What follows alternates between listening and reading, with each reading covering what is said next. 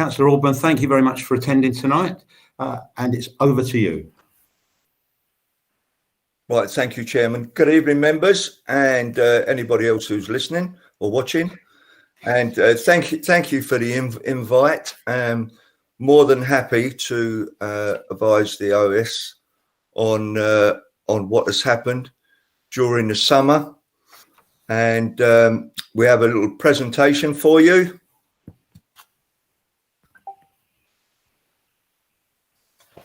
Here we go. Okay. Can everybody see that? Sorry, Councillor. Can everybody see that presentation? I can. Yep. Yes, Cool. Chair. If you just play next, Councillor. Yeah, next, please, Nick. Next, please, Nick. Just as an introduction, Chair, obviously members will know that it was quite a different kind of summer season from our normal type of seasons, because of the sudden introduction from the Prime Minister during COVID to tell people that they can go to the beaches, and because of the great weather that we'd had, we basically got blasted. And so this is to show you how we managed, why we introduced the beach management plan, and the way forward that we believe is the right thing. So as the first slide says, this briefing is to inform you of the update of the beach management plan. And whilst the council launched the beach management plan in June, following feedback from local residents, and to help members of the public to enjoy our area in a safe environment. The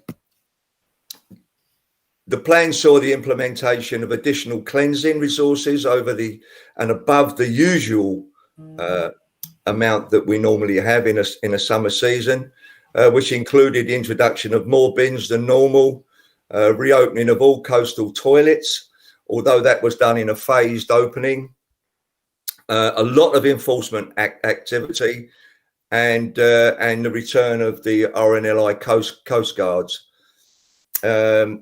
If I could have the next slide, please, Nick. As previously said, many of our coastal resources, not just Thanet, which saw a sharp increase in the amount of people heading to our beaches, obviously as going abroad wasn't an option. And following the government's easing of the restrictions, together with the high temperatures, as I've just said, caused us some real serious problems. Having visitors to our area is obviously an important part of our local economy, puts in a hell of a lot of money into our area and keeps our businesses operating. Although the majority of people who came down were quite responsible, the numbers that were on our beaches at times was quite vast, and no social distancing was observed. And also there were a lot of incidents of irresponsible activity, which included dangerous parking. There was fights on the beaches, pardon the pun there, but there was also they left large volumes of litter and antisocial behaviour, etc. As the season went on, it was clear that we needed a plan of action, and the beach management plan was introduced and delivered via a weekly operation plan, and that included discussions with our partners, stakeholders, and ongoing analysis of the situation across our beaches on a weekly basis. Next, please, Nick. As I just said, we joined forces with other agencies to help us deliver the beach management plan. Those agencies, as you can see, were the RNLI, Kent Police, Your Leisure, South Eastern Trains, British Transport Police, Kent County Council and NHS, amongst others. Next slide, please, Nick.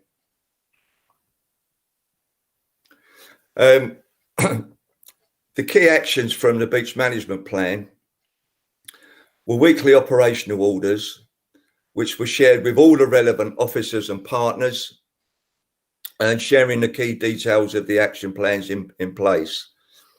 Now, this included the introduction of a new beach supervisor who works at weekends, afternoon shifts, and also on busy weekdays to pick up on issues that were quickly arising and to be able to deal with them and to get the right people in the right place. We also, it was a challenge to, oh, hello. Are we back? Are we back now, Nick? All right. Okay. We're back again. Yeah, thank you.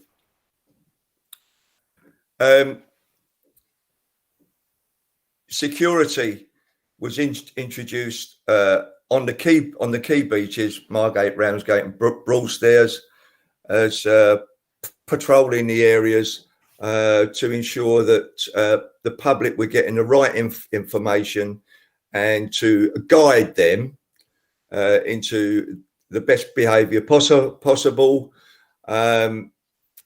It was difficult at times. People had barbecues on the beaches, bonfires, cycling on the promenades, and even shellfish harvesting by large groups of people. Joining up the supervisors, security and enforcement officers with our CCTV team to share information and tackle the problems that we were notified of in a quick time, such as parking obstruction on the promenades, slipways, jet ski launching, etc. And also all that information was shared with our other agencies. I think it's important at this point to say that some of why we basically introduced the security personnel was our members of staff who operate in our toilets were threatened on a number of occasions, and I instructed that should that continue, that we close those down, because obviously our first instance should be our protection of our members of staff. Luckily enough, that didn't happen as things quietened down, and our security guards that we employed did their job very, very, very well. Next slide, please, Nick. Okay, the key actions from the beach management plan was dealing with the ongoing problems and trying to design them out. For instance, putting barriers and bollards in places to stop people parking on slipways, blocking emergency accesses, and non-permitted launching of watercraft, mainly the jet skis, which were proving to be a problem. We also introduced new signage on bylaws for the public, booklets and businesses and stakeholders.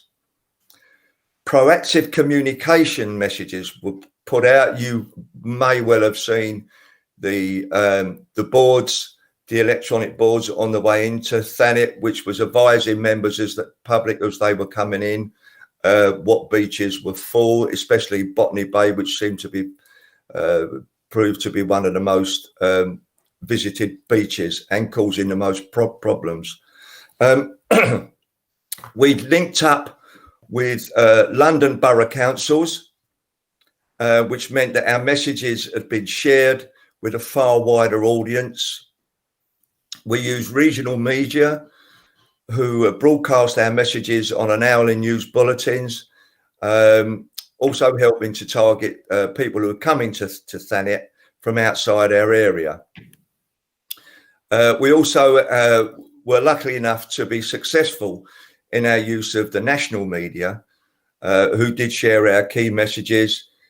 Myself and Councillor Everett did several news broadcasts over various issues during the summer, especially in relation to toilet provision.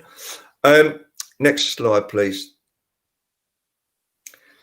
So what was the next steps that we decided to do was to refresh our coastal signage using graphics, images, codes, an example of better ways to convey important information. We introduced a summary poster of our bylaws temporarily this summer or that summer, which can be seen around the bays still. A communications plan will be devised to proactively educate visitors and residents on our new rules, targeting people before arrival and during their time on our beaches, and utilising our best practices from around other areas, including the whole world, so I'm told, and behaviour change theories to ensure the way that we can communicate this effectively. Next slide, please, Nick. Right, a review of operational presence on our coast and changes to staffing arrangements put in place accordingly. An operational beach supervisor is needed to work Thursday to Monday to really manage the coast 7 days a week, tackling enforcement issues over the busiest times. A general operational works and maintenance to design out antisocial behaviour such as barriers, bollards and railings, as I've said before. Floor markings have already started. The new coastal trail cycle markings have been put in place and positive feedback has been received.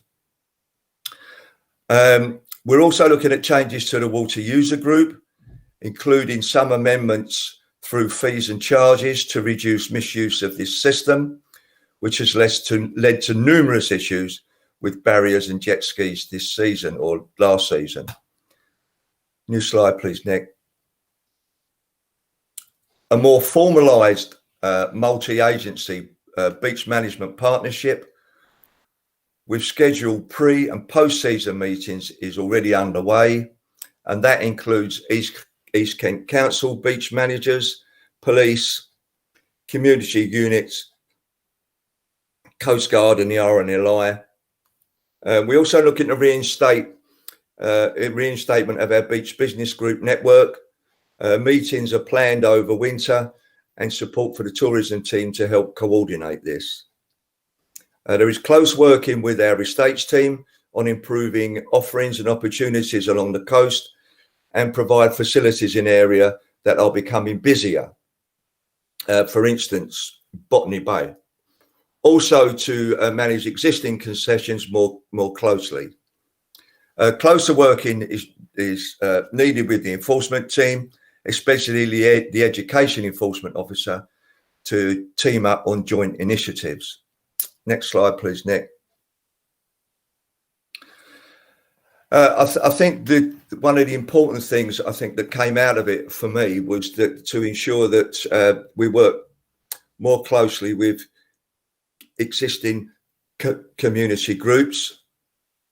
We are currently working with a community group in Margate called Rise Up, Clean Up, which is to introduce 12 tidy pack litter bag dispensers on the beaches to ensure people can clean up after themselves around the coast so they can easily access bags for themselves. The dispensers are produced, as it says there, by the same company as Tix Pack, which we already have for dog waste and are supplied with biodegradable bags. initiated by the community and crowdfunded with a small contribution of £500 from TDC. But hopefully this will ensure that the installation and promotion of this will take place. The focus is on the community to keep the dispensers stocked and to be actively involved in looking after them for sustainability rather than focus on TDC as our staff is limited. And we expect other groups to follow and wish to do the same in other areas, which we will support. Next slide, please. As you can see there on the progress update, there are several slides there and places that you can access any links to our beach safety booklet and partnership. Finally, Chair, on this, I would like to praise our staff, the agency staff that we took on board during the summer, and that goes right from the top to the very bottom. They were absolutely immense. The pressure on them was intense, and as going down on the beaches, at different beaches, several times during the summer to visit them and see the pressures that they were under. And I have to say, I was very proud, and I think the council should be proud of the work that they did in the summer, and we look forward to it being better next year. Thank you, Chair. Okay, thank you, Steve. That was a very comprehensive report and very informative. Thank you. Members, if any of you would like to raise any points, make any comments, ask any questions of Councillor Alban, please indicate in the chat and I will try and pick you up. First, Councillor Campbell. Thank you very much, Chair. Yes, thank you very much, Councillor Alban. It was an excellent and inclusive report. Just like to report that I was fortunate enough as Chair of Ramsgate Town Council to be included in the consultation between all the stakeholders on the management of Ramsgate Main Sands. I'd like to congratulate Thanet District Council for coordinating the whole of the stakeholder teams that was mentioned in the actual report together, who worked collegiately together to produce, in very difficult circumstances, an enjoyable summer period, although it was completely overwhelmed in some areas. It was nice to know that it was mentioned several times that Ramsgate itself, Town Council, Ramsgate Main Sands, was an exemplar of behaviour for the visitors who came down and produced no problems whatsoever, unlike the rougher areas of Botany Bay, Broadstairs and somewhere in Margate. However, we'll skate over that, yeah? We would like to challenge you to a fight, though, Councillor Campbell. Exactly true. Yeah. Although I would like to compliment the creator of the report for merging 3, sometimes even 4 words together to form one enormous long word, saving space on the actual report. I thought we got into German. Some of the words were so long. Well done, thank you all, and thanks all to the staff for actually creating and coordinating what was a very difficult time. Very well done. Thank you very much. Yeah, absolutely. Second that, Councillor Campbell. Councillor Keane, you'd like to speak? Yeah, thank you. A few points. Seaweed was one of them. Now, I know obviously there was lots of information that did go out about this, but it's likely to be a problem again next year as well. And I would like to suggest that there's more proactive messages, because there was a lot of misunderstanding by the public that nothing was being done about it. And I know, as I say, that was corrected, but I think if the messages went out first when seaweed starts building up as to what's happening with it, that would help people. Earlier this year sometime, there was talk of smart bins that know when they're full. I don't know if any of them are in place yet. And my third point was the shellfish harvesting. Again, there was a lot of public disquiet about the amount of shellfish being removed. And although sort of there was action taken about that, can we do something again more proactively next year? That's it. Yeah, Steve, you'd like to respond to that? Yes, thank you, Chair. Yeah, thanks, Councillor Keane. The seaweed, yes, it was an issue, obviously. The smell in Birchington wasn't very nice, and certainly the residents were totally unhappy about that, and I understand why. The problem arises from one, the summer that we had created and merged, like a vast amount of seaweed that we haven't had for some considerable period of time. We did put out the communications as to what was happening. We did coordinate with members of elected members in Birchington, and we did talk to them about what could be done and actually what couldn't be done, because I think the important part of this as well is that is that because of the area that we're in and the chalk is protected, so it's very difficult to gain access, especially to some of the coves, to be able to remove the seaweed effectively without damaging the infrastructure, if you like. So it is a difficult situation. I'm certain it's one of the things that we will look at to see whether we can manage that better. I'm all up for that, obviously, because it means less grief for me, and I will take that forward, Councillor Keane. The smart bins, we do have some around the area. We haven't got a lot, and we try to maintain what we've got because of cost. We all know the issues that we have in cost, and thank you, Gavin. So I just missed that then. Let me just see what Gavin's just said. He's probably giving me a better thing. Yeah. No, I can confirm, Chair. We you'll see in some of the other districts, like Canterbury and Dover, they have these litter bins, which are the solar panel compactor bins that we looked at, but the cost is prohibitive. The cost is about £4,000 a bin, where we pay about 300. But we did put some bin sensors in some of the large 1100 bins that you see on the foreshores, and they do alert the staff when they're getting full. So it did improve operational efficiency over the summer period. And obviously what we'll do is we'll assess that, and then we'll see how we can then use that going forward in the future. Okay, thank you. I was just about to say that, Chair. I'm sure you said it much more eloquently, Steve. Oh, sure. Everybody says it more eloquent than I do. The shellfish issue that was raised quite early on in the summer, and it was passed to our community safety team, and we did get out when we were notified of them there, and stopped them and took the necessary action. But again, if you think that as soon as it's reported, we will deal with it. Okay, Councillor Scott. Hello, good evening. Many thanks, Chair.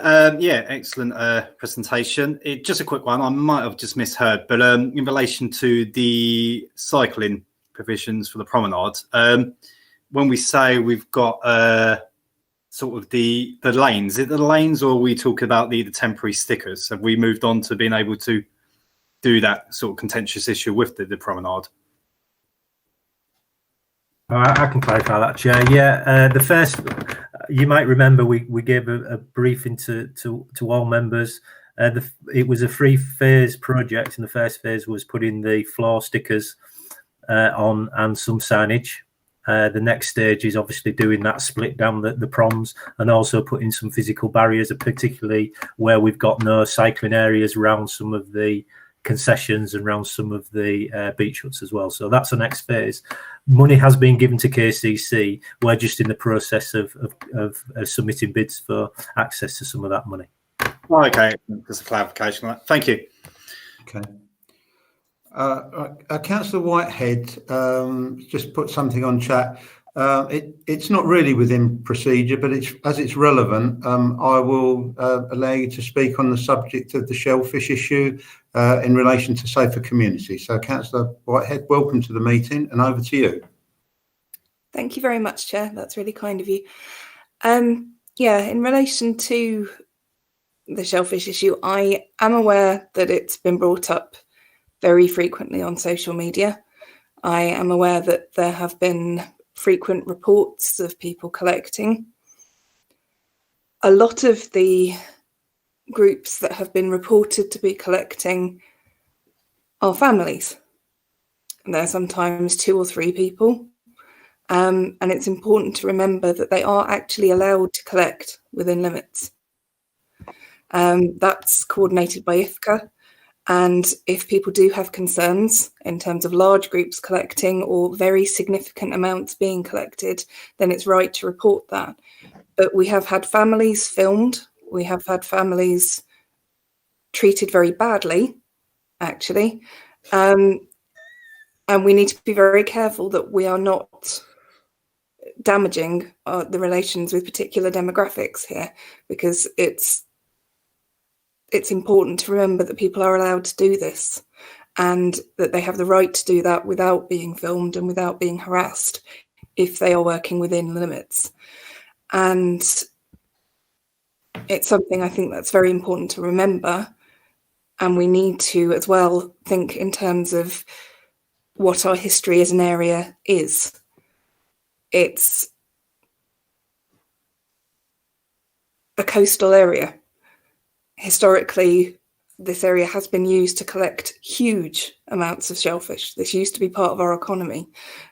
And people collecting small amounts of shellfish for personal use is not going to damage our ecosystem or our structure significantly. And it definitely shouldn't be a reason for people to interfere with people doing things that are perfectly legal. Thank you. Okay, thank you, Councillor Whitehead. Councillor Alban, you'd like to come back on that? Yes, Chair, thank you. Totally agree with what Councillor Whitehead said in relation to families or people like myself or you. I've often seen you down trying to pick some winkles down on the beach, Chair. But certainly... all the local families have got their first, Councillor Alban. There's none left when I get there. I think what's happened, I think the main problem was that early on in the summer, there was very large groups of people who come down. And they were also, when they were collecting the shellfish, they were also cooking the shellfish. It was in Barnes car park in Margate. And they were it was being done on a commercial basis, not on a private basis. It was clear what was happening. So it was those issues that we were trying to stop, not general families who would just go down and want to pick up a few cockles, mussels, whatever it may be. Thank you, Chair. Okay, thanks, Steve. I can't see any other members indicating, but I've got a few questions and comments, Steve. Firstly, do we have any idea now how much extra we've had to spend this summer with those extra measures that you put in force? Is there any likelihood that there'll be any recompense coming from the government? Because I think, as you pointed out earlier, I mean, one of the reasons for us having many more people is, inability of people, not being allowed to travel abroad and so on, and being encouraged to come to our beaches. And are there plans to provide similar, whatever it costs this year, to provide a similar budget for 2021?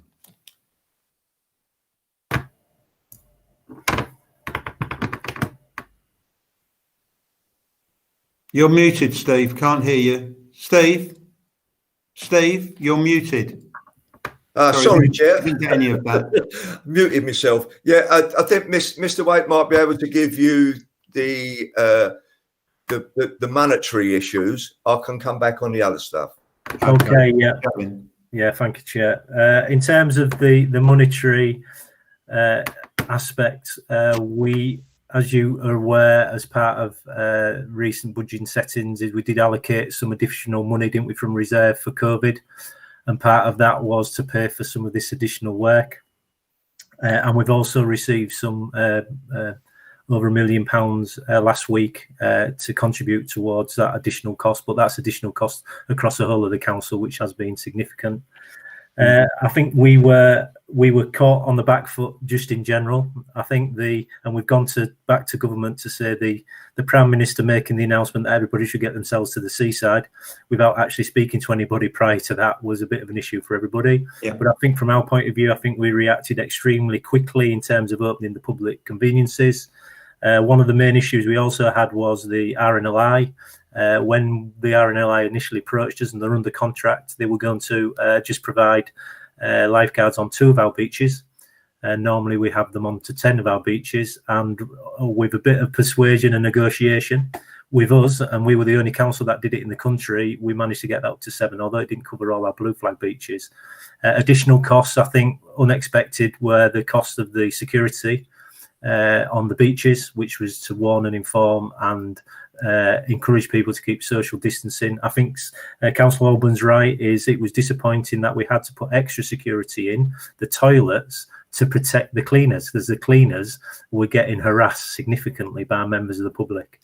And we do have, for the summer period, we do have an agency budget. So we did manage that agency budget and kept within that issue. It was just all the additional peripheral costs. I think this year it's been really good with the partners. We've established a really good relationship with all the partners. And I think moving forward, we'll be taking the beach management plan to the next level next year. In terms of budget setting, we will incorporate as many costs as we can in the budget proposals moving forward into next year. Thank you. Steve, you want to add something? Yeah, I just think, Chair, that what I would like the council to do is to fund the issues that are particularly concern our residents, and most of that, it comes from whatever under operational services, whether it be our waste collections, our street sweeping, our car parking, whatever it may be, and especially our beaches and the areas and toilets and stuff like that. We need to be able to put the money in to that so that we can operate properly and give our residents and visitors what they require. Now, whether we will be able to do that with it setting our budget for 21-22, that will need to be seen, and work is already starting on that, Chair. So I can't really give you any answer on that. Okay. Thanks, Steve. Steve, in your presentation, you mentioned the PSPO. I don't know what that means. Can you give us a bit of an update on that? I mean, is it actually in force? How far does it cover? I can give you an update on that, Chair. There's the public space protection order for the dog walkers on the beaches, and that's under consultation at the moment because that lapsed in end of last month. So we'll be looking at renewing that to put the restrictions in. We do have a number of bylaws with regards to bonfires and other activity, alcohol, etc. on the beaches, although some of the beaches are covered by existing powers that the police have. What we're attempting to do, and might be a guinea pig for the rest of the country, is turn some of those bylaws into a public space protection order. So that's the next process, because if we do it as a public space protection order, we can use enforcement through the issue of fixed penalty notices to enforce. The problem with the bylaws is, firstly, you need to catch them. Secondly, you got to go through a protracted enforcement activity, get the evidence, etc. I mean, for example, the bylaws with regards to cycling on the proms, we found out relates to a law that goes back to the early 1800s and is not really relevant to people traveling in, extremely expensive bikes at a high speed. But what we're hoping to do is we incorporate those into the public space protection order and then have suitable enforcement, actually warning and informing. And then if people aren't complying, then we'll be in the position, like I said, to issue fixed penalty notices. Yeah. Thanks, Gavin. I mean, you're right. We have had problems with fast cyclists interrupting the progress of sedan chairs in Kingsgate. So, can I just touch on the security for a minute? I think take a bit of credit for Broadstairs here. I think we were the first place to introduce security, and it was an action because some of the behaviour was getting quite desperate on particularly Viking Bay. One of the issues I think that people had is that it's great that simply people being in a uniform around does seem to make a lot of people behave better. But it did seem to fall down a little bit when it came to really needing to do something because they have so few powers. I mean, is there anything that can be done about that? I mean, I think there's a particular concern about the sort of control of alcohol on the beaches. Are there any things that can be done about that at all?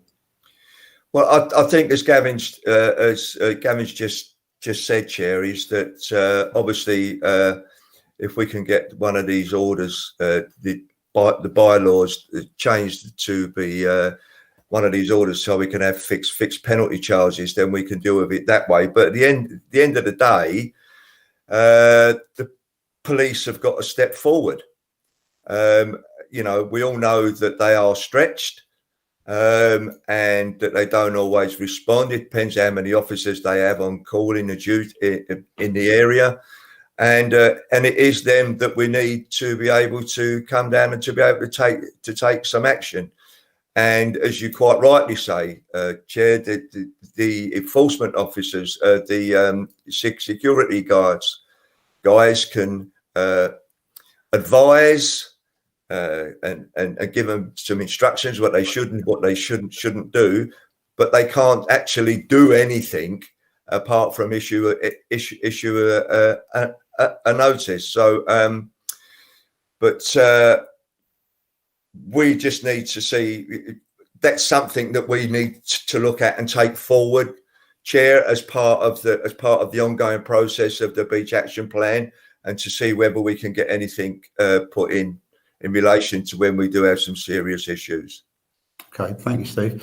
Can I just touch on the old favourite of toilets? Yeah. I mean, it was particularly noticeable here that with the Botany Bay Hotel being closed, the lack of that sort of toilet provision really put pressure on the public services. And it was great when you introduced temporary toilets. So there's two questions really, I suppose. One is, are there plans for the temporary toilets to be there again next year? And indeed, could there be any sort of salvation to be found in some kind of arrangement with premises like pubs, hotels, bars and so on near the seafront that have toilets to actually be a bit more amenable to members of the public using them without having to buy a drink? I think, Chair, to take the last bit first, is that all across the island, our officers have been talking to businesses on our seafronts in relation to allowing them to go in. But obviously at the start of it, until they were allowed to open again, that is where we had the problems and the issues. Certainly places like Botany Bay, where we had some real serious issues there. It did take a while to get those, to get the portaloos in because of finance. Again, we had to scrabble around to get the money to get those in. The officers had to juggle around the finances to see what we could get in and stop doing something else. So again, I think that's all part of the plan. As soon as we came out after the summer, what I'd said to Gavin and Madeline was that we need to have a review of the whole of the summer, see what we can do better. And as we've said during the beach management plan, is taking place, and that is an ongoing thing. So I'm hoping, Bob, that we can actually get things like the portaloos at Botany Bay and other areas. Of course, in relation to our fixed toilets, we have issues with a lot of them. They're old. They need a lot of work doing to them, and we need to look again whether we got the finances to do it. And I personally think that we should have fewer, but the ones that we do have is to make them better. Yeah. better for our residents and our visitors. But of course, as you know, as a former leader of the council, toilets is one of the things that people will moan and groan about more than anything. Yeah. But as I've been saying, talking to one of my opposite shadow cabinet member this morning, was that he didn't know, I certainly didn't know until I was told, that the council doesn't have to provide toilets at all. And the general public don't know that either. But it's not something that I would want to do, is to close down all the toilets. I don't think that's the right thing. I think as a seaside resorts that we should maintain our toilets, but we should maintain fewer, but make them better, so that we can get rid of some, put that money back into the toilets that we have and make them better, Chair. Yeah, absolutely. Thank you, Steve. Thank you. I mean, thank you for your presentation, and to you, Gavin, as well. I mean, just in passing, I mean, you made reference to publicity and the fact that you and the leader had been on TV, that there'd been signs put up on the roads coming into Thanet. And certainly when they started putting up the signs saying, Botany Bay was full, we did notice that the pressure wasn't quite as great on those days. So it does seem to work. So, I think there's lessons there for the future, definitely. So, Steve, thank you very much for that. Thank you, Gavin. Cheers, Chair. Okay, thank you. Would you mind if I went off and had a bite to eat, Chair? Is that okay with you? If you can tear yourself away from the rest of the proceedings, Steve, then carry on. Thank you very much, Chair, and thank you very much, members. Thank you. Okay, thank you. Cheers now. Okay. Well done, okay, members, moving on. The agenda item next is agenda item 5, which is concerning Foy House, and I'll call upon Ashley Jackson to introduce the report. Actually, Councillor Whitehead's doing it on behalf of Housing Service. Ah, okay, fair enough. My piece of paper says differently.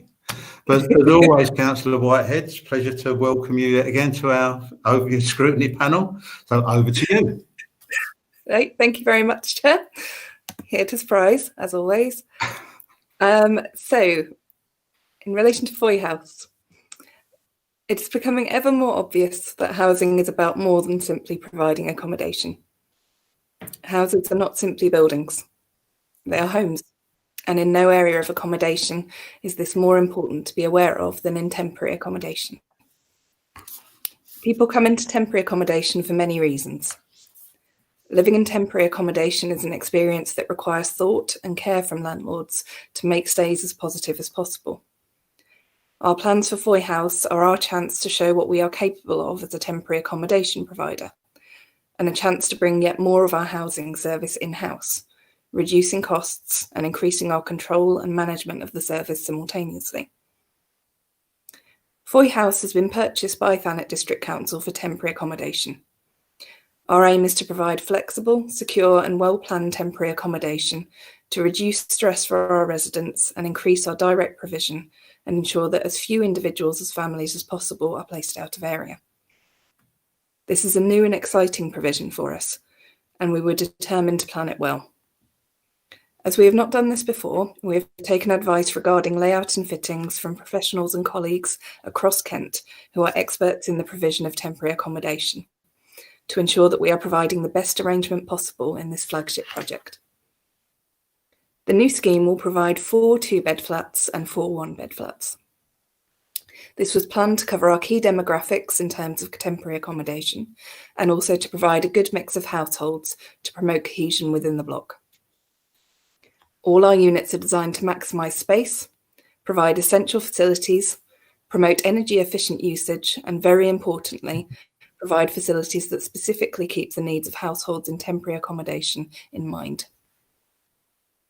All units conform to the nationally described space standards to ensure that families are guaranteed good size accommodation in their time of need. All are heated electrically with electric ovens and hobs to promote energy efficiency, and we are looking at installing solar panels to further improve energy efficiency and help resident families with their energy costs. All have open plan living and dining rooms to try and maximise the feeling of space at a time when families need considerate use of space the most. All have access to the courtyard garden and lift to increase accessibility. And very importantly, for families and individuals who find themselves in need of temporary accommodation, all have very good sized storage cupboards and access to a communal laundry room. A bike store is also being provided to tie in with our larger aims of helping communities to be as active as possible via our new developments. Looking at the development floor by floor gives us a good idea of the overall plans and why we have designed the development this way. The basement of the development will be used for meters and CCTV equipment and therefore will not be used by residents.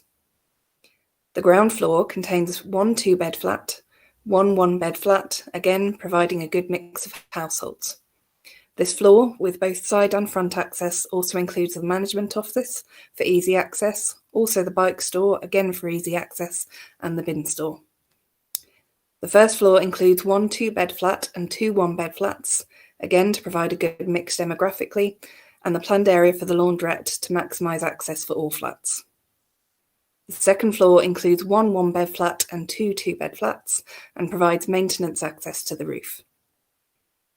We aim to submit planning following this meeting if approved. Internal strip out is due to take place in January 2021, with work starting on the development in April 2021. We are planning to complete in early 2022. Consultation, as always, is key to a successful development. We are keen to work with residents and businesses in the area, and we will be writing to them shortly to advise them of our designs and also to ask them for their opinion on the external finish of the building. Our design team have already produced several options, and we will conduct a poll within the local community to find out the most favourable. Foy House is yet another important step towards our housing service becoming a strong, centralised local provider. It offers us a chance to provide high-quality accommodation for families in difficult situations under our protection as their landlord. We have a duty to protect families and residents, especially when they're most vulnerable. And tenants have a right to high-quality, well-planned accommodation, regardless of the permanence of their residency. Our plans for Foy House tend to help us achieve both our responsibilities and our aims, and I look forward to hearing your views. Thank you very much, Chair. Okay, members, any comments, questions? Councillor Campbell. Yes, thank you, Chair. Thank you very much, Councillor Whitehead. Mine isn't so much about the provision of Foy House, it's about the usage of Foy House. Given the great need for temporary accommodation, how are you going to select those families that actually require it? Is there going to be a limit on the time that this temporary accommodation can be actually used by any particular family? Those are the two questions I'd like to ask. Thank you. Obviously, any residency is always in line with our allocations policy, and we do have particular limits that we stick to in terms of temporary accommodation. But in relation to this residency in particular, I'll refer to Ashley Jackson, if that's okay, to see what's planned specifically in terms of the allocations. Fine. Ashley? Yes. So obviously, we never know who's going to approach us as homeless. We just, it's we're kind of going as day by day. There is no limit to how long they're there. They're there until we get suitable alternative accommodation. And obviously we don't know when that will be at all. So it's quite hard to give a time scale, I'm afraid, on that. Just a follow-up, Chair, is that okay? Yeah, carry on, yeah. My point really would be, are you going to concentrate mainly on this temporary accommodation with families with young children? Rather than sort of just adults? I mean, this is a sort of one of the criteria. What criteria are you going to apply to determine the usage of this particular facility? Shall I answer that, Councillor Whitehead? Yeah, surely. Yeah, so obviously the size of the accommodation dictates who we allocate the spaces to. So we have 4 1-bed flats and 4 2-bed flats. We could only put, for example, 2 adults and 1 child in the 2-bed units. And obviously single people, we would never over accommodate the unit. So that dictates who goes in, really. It'll be single people with 1 or 2 children. Okay, can I just ask a follow-up on that? These obviously are going to be very nice units when they're done, and you've said that it might be sort of difficult to move people on. I mean, is there a possibility that this will simply become a kind of apartment block of 8 units that are permanently occupied? No, it has to be temporary accommodation. So they will get move on accommodation from there. It's just impossible to say when that is, but it is specifically temporary accommodation. So it could be 1 week, it could be 6 months. You know, it's really hard to say. Sure. Okay. Thank you for that. Councillor Roper, you wanted to make a comment or ask a question? Yes. Thank you. Thank you, Chair. First of all, I just looked at the plans as well. They look brilliant. They look very well laid out, and whoever moves in there should be very grateful, I hope. In fact, I think it's such a good idea that I wonder if, and particularly bearing in mind that COVID has probably thrown up a lot more homeless people because of financial pressures. Are there any other sites or any other plans to develop this further? Thank you. I can speak in terms of what I would like. Obviously, I am very, very keen on housing being in-house entirely. I think it gives us a greater degree of control. I think it gives us a greater sense of security for our residents. And as much as I appreciate fully the partners that we work with, I do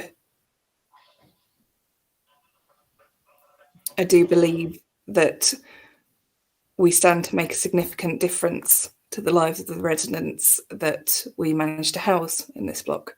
I would like very much to be able to extend that, but that does always depend to a large degree on funding and what we can actually do with that and what MHCLG propose and are willing to provide funds for. This is a new venture for us in terms of providing temporary accommodation. Mm-hmm. I think it will work very well. I'm pretty certain it will work very well. And I think a lot of the proof of that will come within the project. But I'd like to hand over to Ashley in terms of what they are planning long term. Okay, so we have a phase 4 development which has just been approved by Cabinet, which includes a programme of acquisitions and a programme of development. Now that development at the moment is for general needs housing, so for households off the register. At the moment, we don't have anything within our budgets for another temporary accommodation block. Okay, thank you. Councillor Campbell, you wanted to come back? Yeah, thank you, Chair. Just a quickie, really. If my memory serves me right, and probably it doesn't, there used to be a 3-year residency rule to apply for social housing, to go on the social housing register. If that's the case, will this 3-year residency rule apply to this temporary accommodation criteria when families come forward to apply for temporary accommodation? I'll hand forward to Ashley in that case. We do have residency criteria in terms of accommodation, barring certain exclusions. But in reference to this block, I think it's best with Ashley. Yeah, I'm not 100% on that, I'm afraid. Obviously, we would only allocate those units to households that were eligible. So for temporary accommodation. Is that a yes or a no? I don't know. That's an I don't know, I'm afraid. Perhaps you can let me know later, yeah? Okay, I will, that's fine. I'll House and Options Manager. Okay. Could I ask a question? The report said that there's a 1.63 million capital scheme. Does that actually include the acquisition cost of the building? Yes. Okay, thank you. Thank you. Members, any other comments, any other questions from anybody? Can't see anybody. I think we've got Councillor Huxley. Oh, yeah, Councillor Huxley. Yeah, sorry. Councillor Huxley. Hi, Chair. Thanks. I think Councillor Boyd wanted to speak as well, actually. She was before Yeah, me. she's gone. Yeah. She's just gone on the list. Okay. Thanks. Just to say, are visitors allowed, Councillor Whitehead, at the, will be allowed, will they, at Foy House? Or is it going to, because it's got like a office and obviously there'll be staff on site all the time. What happens there? Thanks. As far as I'm aware, visitors will be allowed. It's simply to allow families a greater degree of security in terms of having a touch point, as far as I'm aware. But happy to hand over to Ashley for more details. Yeah, absolutely. Obviously not overnight visitors, but yes, visitors would be allowed. And there is a management office where a member of our staff will be in there, so they'll be obviously, they'll be checking people in and out, or that kind of thing anyway, because of security. So yeah, visitors will be allowed. Okay, Councillor Boyd. Thank you, Chair. It's more of a comment, and I think you kind of answered part of my question earlier. But with regards to the design, will there be thought around sort of where you say it's 2 bedrooms? Does that mean that both bedrooms can accommodate either a double bed or 2 single beds, or does that mean that the second bedroom will only accommodate 1 single bed? Could we look at perhaps a bunk bed, particularly if you've got a family with 2 siblings? It was just more of a comment around what's that space and how can it be best utilised in order to house people with several children, as opposed to just the 1 child. Yeah, Councillor Whitehead, I can comment on that. So the 2-bedroom units are 4-person units. So that could be 1 person with 3 children. So yes, we'd look at maximising it as we could. Okay. Members, anybody else wish to make a comment? I can't see anybody. Thank you. Can I thank you, Ashley, and again, Councillor Whitehead, for coming along tonight and for explaining everything in such clarity and detail. Thank you very much indeed. Thank you. Thank you for having me. Thank you very much. Thank you. Okay, members, moving on. Agenda item 6, review of the OSP work programme. I've not seen him around, but I thought that Councillor Reverend Piper was coming along to make some comment. Are you there, Councillor Piper? Yeah, I'm here, Chair. Thank you.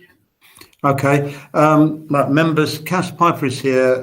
You may remember we set up a memorials working party to look at the issues that arose following the problems over the Uncle Mac plaque in Broadstairs. That working party has had its first meeting. Elected Councillor Piper as chair, and I've invited Councillor Piper along tonight to summarise progress so far, and indeed next steps. So, Councillor Piper, over to you. Thank you very much, Chair, for the invitation to report. Clearly, these are contentious matters, and there are widely differing views around members of the public. For the report, the working party, forgive me, I'm looking at a different screen because I can't see the little words on the small screen. The working party was asked to consider an appropriate response to matters recently raised regarding memorials around the district. Our task is to formulate and recommend to this committee, Mr. Chairman, and to the executive, and here I quote, a draft system, process or criteria for reviewing memorials. For example, statues, plaques, road names, and similar matters, to help determine whether, if requested, a decision should be taken to either remove them or carry out some other act, unquote. The working group held its inaugural meeting on Wednesday, the 30th of September 2020, and considered the nature of the work it had been set. The minutes of that meeting have been published, and I would encourage all interested parties, including members of the public, to familiarise themselves with the contents. For this meeting, Mr. Chairman, I'd just like to highlight a couple of key issues arising from the meeting we held. It was agreed that this is a difficult and a sensitive matter, and it would be helpful to receive representations from groups which represented persons with characteristics which were protected by the Equality Act of 2010. There are, Mr. Chairman, and the details of this are not on the public minutes. I only mention that because I have in the last day or so been contacted by members of the public asking why things have not been included. There are good reasons for that. But there are, Mr. Chairman, almost 100 memorials alone around our district. So it was also agreed that the council does not have the resources to individually review all such memorials. So the council will respond on a reactive rather than a proactive basis. Mr. Howes has contacted the groups and individuals suggested by Councillor Aaron Rourke and Councillor Becky Wing, asking them to provide written representations on the process for considering memorials, and he has invited them to attend the next meeting of the Working Party in person. When responses have been received, we will be able to hold another meeting to consider these contributions and make further progress. All requests for a review of a particular memorial, etc., would be considered against the public sector equality duty. However, the judgment of the decision maker should be fully informed as widely as possible. As the chairman, I'd like to thank the Working Party members for their participation and the guests who came on that meeting, and Mr. Charles Hungway for his administrative support, and Mr. Tim Howes for his analysis and guidance, particularly the ongoing guidance which will be regarding the public sector equality duty. That concludes the report for now, Mr. Chairman. I am happy to copy it to all members of this committee if you feel that would be appropriate. That will be useful. Councillor Piper, thank you very much. Thank you for your presentation. Councillor Campbell, you wanted to make a comment? No, apologies, Chair. No, I want to speak mainly on the work programme, so I'll leave other members to ask questions of Councillor Piper's report, and I'll come in after that. Thank you very much. Okay, Councillor Hopkinson. Thank you, Chair. Thank you for that report. I was just interested, you mentioned that groups have been contacted. I wonder, I don't know if you got the groups there, Councillor Piper, or I don't know if it's prohibitively long, but I wonder if you could tell us who's been contacted. Well, I don't have the screen open. Just give me 1 second. We actually had a guest speaker who came to the first meeting, and she has been contacted. And it was suggested, if you'll give me 1 second to open the screen, it was suggested that we contact, just wait for it to open.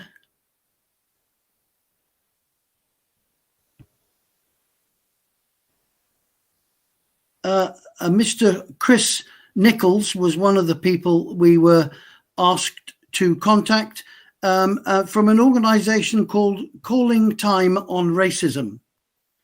I can't share the details of the response we've had yet, but in his response, he has mentioned one or two other groups that we might also make contact with, but that'll be for discussion with the Working Party the next time we meet. Thank you. Thank you. Any other comments, members? No? Okay. Councillor Piper, thank you very much for that. And if you could circulate your report, that would be very good. Thank you. I'll do that, Chairman. Thank you. Councillor Campbell, you wanted to talk on the work programme?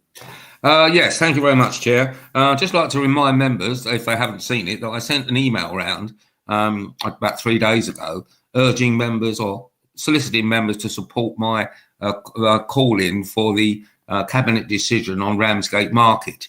I've had 3 so far, Councillor Campbell. You've had 3 of you. Well, I think it needs 5 from more than one group, doesn't it, to call it in? Something like that, or the chairman to look on you kindly. Or the chair to look on me kindly. I don't think it'll be a very long and detailed overview and scrutiny initial meeting to seek for the Cabinet to amend their recommendation.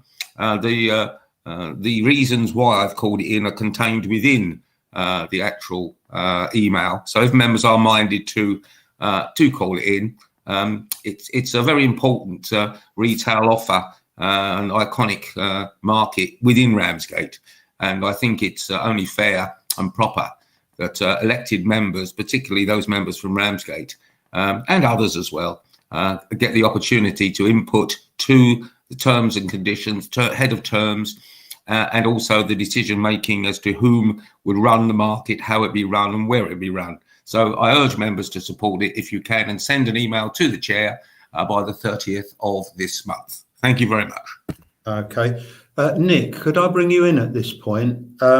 Would it be in order if members tonight, if there is a consensus to call that item in, that you could take that as instruction to do that, or do you need us to go through the process of receiving emails? Sorry, Chair. Yeah, we would need that in writing, I'm afraid. Sorry about that. So if members do want to, then obviously just drop you an email. And if you've got your 5, then obviously just let us know and we will commence the call-in procedure. Okay. You heard that, members. Councillor Campbell is looking for your support there. If you could do that, that would be really good. Thank you. I'd like to raise a couple of points on the work programme. The first is that, and I probably should have given you some warning of this, I'd be quite interested in members' comments on whether the ranking of the various projects that were suggested for scrutiny, whether as a group we actually agree with that, or whether there are any items that maybe we feel should be pushed up the order of priority. So that's one thing. But there's a couple of things, again, I wondered if we could consider. I think that it would be quite useful and timely for us to try and look at some of the impacts that COVID has had on the district, particularly in relation to the impact on businesses, and perhaps even more so on the impact of people who already are either in poverty or close to it. And I wondered if members might actually be minded to support the notion that we could bring that to scrutiny fairly quickly. I'd be interested in comments on that. Chair? Councillor Campbell, yeah. Yes, I fully support that. I think it's a very worthy suggestion you made there. The impact on employment, lack of employment, unemployment is what I'm talking about, really, for the word I'm looking for. Yeah. And the impact that has on family life, and also the closure. I think that also the issue as well is that COVID is gradually sweeping through Kent and southerly as well. And the numbers of infections in Thanet are rising exponentially. And we may find ourselves not in tier 1, but tier 2, or hopefully not tier 3 in the not too distant future. So I think it's a very important issue, and I fully support your suggestion. Okay. I'm seeing some kind of agreement. Could I just have a sort of show of hands from members that would think it's a good idea for us to pursue that? That looks pretty unanimous to me. So Nick, could we take that on board and build that into hopefully that maybe the next OSP meeting? Yeah. Okay. Yeah. We can certainly do that on board, Chairman. Yep. Thank you.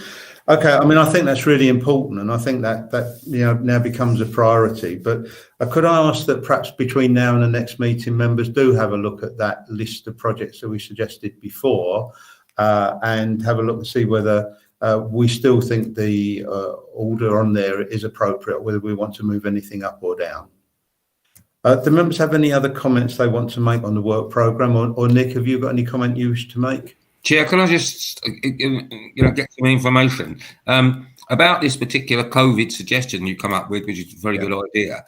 Is there a particular cabinet member who has responsibility for this particular field, or is it spread amongst various cabinet members, dependent upon how it impacts upon their portfolio? I would have thought it goes across the board, and knowing the way things work around here, probably the buck stops with the leader. Get him here next time, then. This is who we want. Well, I used to get dragged along often enough, so I know you did. Yeah, you're a permanent fixture. I was. I was here more than most of the members. You were COVID Rick. We want. Okay. So Nick, any comment on that? Are you happy with that? Yeah, we can certainly invite him along. That's no problem at all. I think I think Councillor Roper wanted to make. Yeah, I've noticed that. Councillor Roper, you got a question? There's a few points I would like to make after everybody else has had a chance to speak. Okay, no problem. Councillor Roper. Yeah, thank you, Chair. I may be preempting this a little bit, but I wonder if Brexit might have a bit of an impact on local businesses as well. So if we're reviewing COVID, perhaps we could, at least have an ear open as to what's happening with Brexit and try and forestall any serious problems. Thank you. I think that's something we could possibly look at, and maybe get somebody like Mr. Waite along to just give us a very quick update. We certainly should be looking at that, but I do think that the COVID thing probably takes priority. So I think it's a yes, but let's see how we do with the other one, Councillor Roper, if that's okay with you. Okay, thank you, Chair. Yeah. Okay, thank you. Nick, you wanted to make some general comments. Yeah, it was just purely just to refresh members' memories. The list that Councillor Bayford is referring to is on page 27 of this meeting's agenda, Annex 2. You can see that the number one item that came out of it was coastal waste clearance, followed by replacement bins for litter and dog waste, with to do empty properties and what was it? There was one other. Sorry. Managing antisocial behaviour on Thanet beaches. So members, in their thinking towards next meeting, may consider, well, actually, those three of those things seem to be all sort of quite similar to each other, and as to whether or not they feel that actually, if we wanted to do a scrutiny review after the work of the memorials working party is complete, then maybe that would be something that the panel could look at recommending at the next meeting. With regards to, I know that it's been mentioned before, but unfortunately Hannah's had to leave us. But it's just to confirm that the corporate performance report that the members, I'm sure, will remember the panel considering at certain points throughout the year, that we will be reporting on Q1 and Q2 performance at the January Overview and Scrutiny meeting, and also they'll. At that same meeting, we'll be presenting a proposal for a new performance management approach. So hopefully that should make everything a lot easier for members to look at going forwards into 2021. Yeah, I mean, I think that's very good, Nick, because I believe it was an earlier meeting of the OSP that actually suggested that the measures that we were using for performance management weren't really appropriate. And I think we were pretty unanimous in saying that they needed reviewing. So I won't say better late than never. It's great that they're coming forward, and I'm sure they'll be well received, and members will have quite a lot of thoughts about that. So thank you for that. Agenda item 7 is the forward plan and exempt cabinet report list for October to March. Unless members particularly want to discuss anything on that point, I will take that as noted.